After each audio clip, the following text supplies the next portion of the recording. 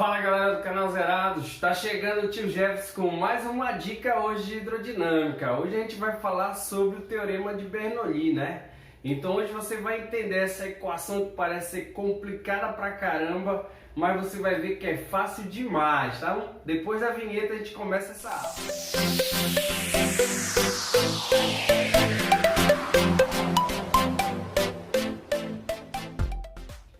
Então galera, hoje a gente vai falar sobre a equação de Bernoulli. A equação de Bernoulli ela tem essa cara aqui, galera, gigantesca, né? Isso aí dá um medo danado nos alunos. Só que isso aí você não tem que se preocupar muito. Olha, galera, eu tenho a pressão no ponto, a pressão do líquido e a pressão dinâmica, que é o diferencial, né? Quando você estuda hidrostática, você vê só essa primeira parte. Já na hidrodinâmica, como o fluido está em movimento, a gente tem tudo isso daqui. Só que ela, na verdade, é uma conservação da energia, só que de uma outra maneira. Por isso eu tenho todos esses termos antes e todos esses termos depois. Ou seja, a pressão aqui ela está se conservando. Então, o que eu tenho antes, eu vou ter depois.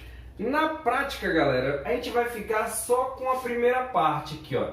Pressão do líquido e pressão da velocidade.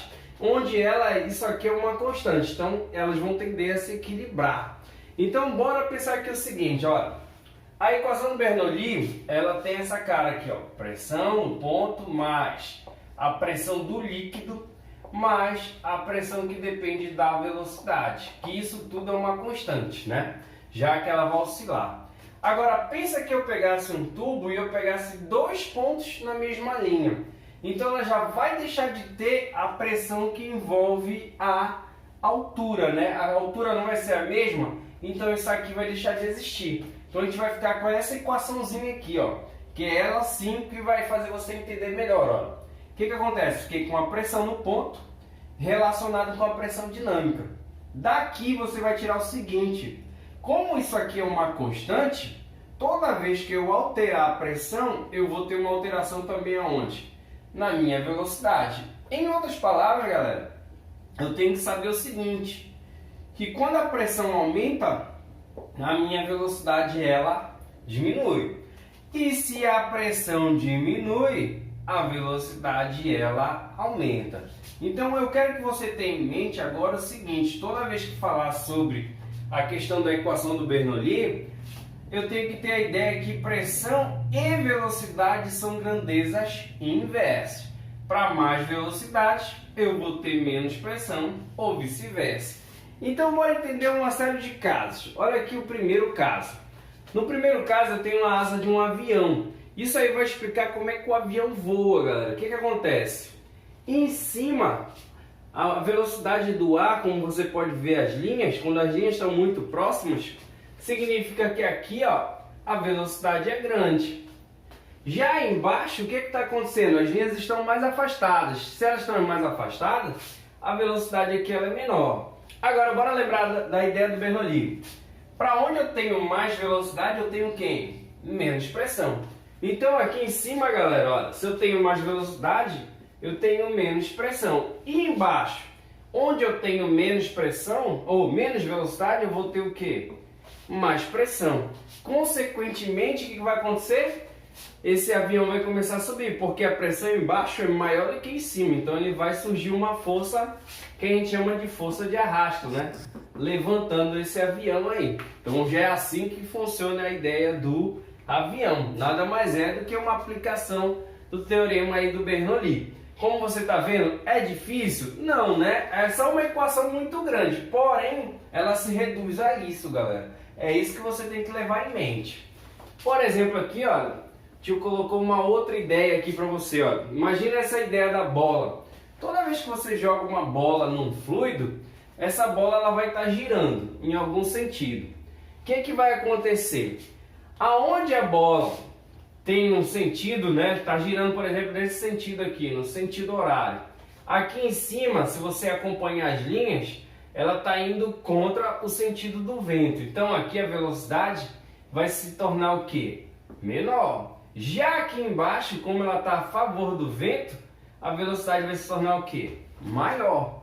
E isso aí vai causar um efeito na bola, galera. Porque, olha, se a velocidade embaixo é maior, a pressão aqui vai ser o quê? Menor. E se a velocidade aqui em cima é menor, a pressão aqui em cima vai ser o quê? Maior. O que vai acontecer? Ela vai da onde tem maior pressão para onde tem menos pressão. Olha o que ia acontecer com a bola. Ela ia descer, que é justamente o que está acontecendo nessa figura bem aqui. Então também é uma aplicação do teorema de Bernoulli. Lembrando que se eu tenho mais pressão, eu tenho menos velocidade. Se eu tenho menos pressão, eu vou ter que ter o quê? Mais velocidade. Então tá aqui outra ideia, também conhecida como efeito Magnus, isso aqui, galera, tá? Outra ideia aqui, ó. Sabe quando acontece aquele vendaval, arranca o telhado? Todo mundo pensa que quem arrancou as telhas foi o vento que saiu levando, mas não, galera. O que aconteceu aqui? Lá fora a ventania está muito grande, ou seja, a velocidade aqui fora é muito alta. Já dentro do ambiente, dentro da nossa casa, a velocidade é pequena. Se a velocidade é pequena, né, o que vai acontecer aqui dentro da casa? A pressão é maior. Já do lado de fora, se a velocidade é alta, a pressão é o quê? É menor. Então as telhas, na verdade, elas são jogadas de dentro para fora. Aí o vento acaba levando. Então uma ideia bem diferente do que a gente pensa logo de cara. Então tá aqui a ideia do Bernoulli novamente, galera. Agora, tem uma aplicação que é a seguinte. Toda vez que eu tenho uma quantidade de um líquido muito grande e eu faço um orifício, vai vazar uma certa quantidade de água. Se eu aplicar a equação do Bernoulli antes e depois, galera, eu consigo chegar nisso aqui, ó, que a velocidade no orifício vai ser a raiz, né, de 2 vezes a gravidade vezes a altura. Então, basicamente, toda a questão que envolver orifício, eu posso pegar, né, e calcular dessa maneira, com a ideia do Bernoulli, né, ó, que vai ficar assim, ó, velocidade é igual a raiz de 2 vezes a gravidade vezes a altura, né? Então tá aqui. Para você entender melhor, o tio colocou uma questão aqui para você, olha. A figura mostra, né, um reservatório de água que tem um orifício a 5 metros abaixo. Então esse cara aqui, ó, a 5 metros abaixo tem um orifício, está vazando água ali. E ele fala que a área do orifício é de 3 centímetros quadrados. Admitindo que a gravidade é 10, podemos afirmar que a vazão instantânea através desse orifício em litros por segundo. Bora lá, galera. Primeiramente, se é orifício, eu vou ter que achar quem? A velocidade, com certeza. Então, velocidade é 2 vezes gravidade. A gente vai admitir que é quanto? 10, sempre, né? A não ser que ele coloque outro valor. A altura, nesse caso, ele falou que é quanto? 5 metros. Então, vezes 5. E 2 vezes 10, 20. 20 vezes 5, isso, 100. Raiz de 100 ficou fácil, 10 metros por segundo. Só que ele quer que a gente calcule a vazão, né, galera? Lembra da aula anterior? Quem não viu, vai lá na aula 3, na aula 4. Vazão sempre será uma área vezes uma velocidade. A velocidade já encontramos, que é 10. O problema está na área. Olha a área aqui, galera. 3 centímetros quadrados. Eu trabalho com centímetro quadrado? Não, tem que ser em metro, né? Então lá vai, ó. Fazer bem aqui para você lembrar, ó. Metro, centímetro. Quando eu venho de metro para centímetro, o normal, a gente divide isso por quanto? Por 100. Só que ali não é centímetro para metro, é centímetro quadrado para metro quadrado. Então não vou dividir por 100, vou dividir por 100 ao quadrado. E 100 ao quadrado, na verdade, é quanto? 10.000. Então pega lá o 3 e divide por 10.000. 3 dividido para 10.000.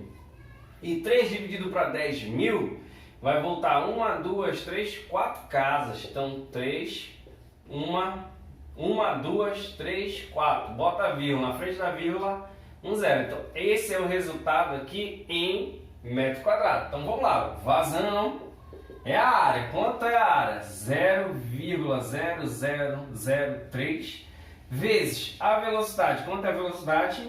10. Então a minha vazão aqui está sendo 0,003. 3 o que, galera? Metro por segundo com metro quadrado vai ficar metro cúbico por segundo. Acabou? Ainda não, né, galera? Por isso que você tem que aprender bem a regra do 1. Olha, ele está pedindo a vazão em litros por segundo. Como é que a gente vai fazer? Vamos pegar esse cara aqui, ó, e vamos transformar 0,003 metro cúbico por segundo. E eu vou transformar isso em litro. Como é que faz?